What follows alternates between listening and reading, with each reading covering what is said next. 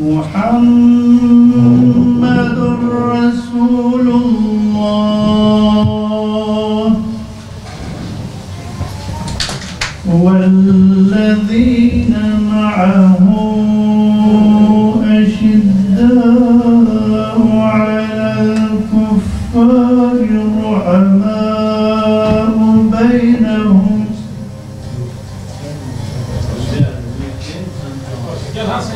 تراهم ركعا سجدا يبتغون فضلا من الله ورضوانا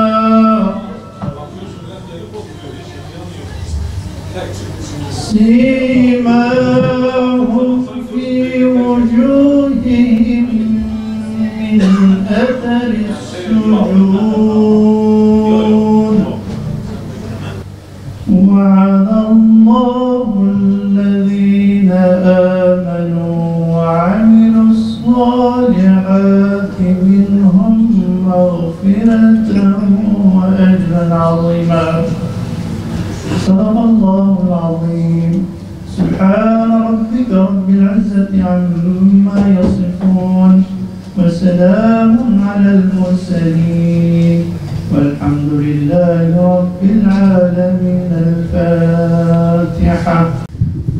Zor günler geçiriyoruz. Sadece ülkemizde, bölgemizde değil, bütün dünyada uzun yıllardır sıkıntılar var. Sorunlar var ve bunlar için mücadele eden insanlar var. Hepimiz bir taraftan bakıyoruz, sorunları teşhis etmeye ve bunlara çözüm yolu önermeye çalışıyoruz. Fakat önerdiğimiz çözümler teşhis doğru olmadığı için maalesef daha büyük sorunlara neden oluyor. Bu sorunlar sadece insanların birbirleriyle savaşması, kavga ve gürültü ve huzurun olmasından ziyade psikolojimizi de olmuş durumdadır. Rabbim dünyamızı ve ahiretimizi de kendi rızası için çalışan insanlardan eylesin. Bizim Bingöl'ümüzde son günlerde çok elim olaylar oldu, duyuyoruz.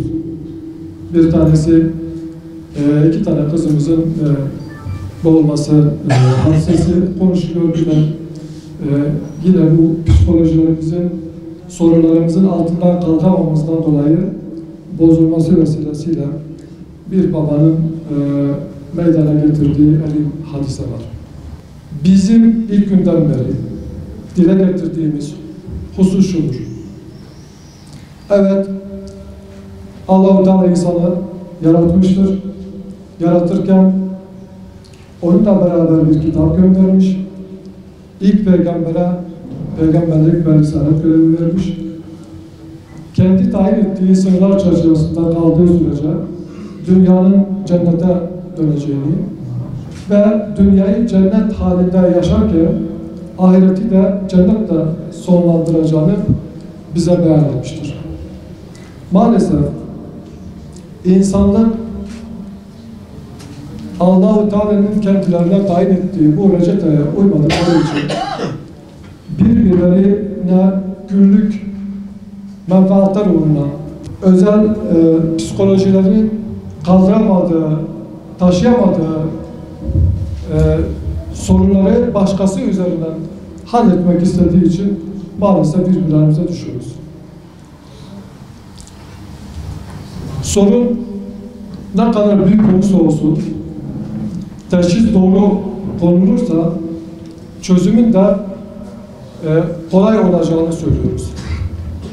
Evet, biz yaşadığımız sorunların tamamının adalet eksenli bir yönetim, adalet eksenli bir çözüm önerisi olmadığı için bu kargaşanın halen devam ettiğini düşünüyoruz. Ve biz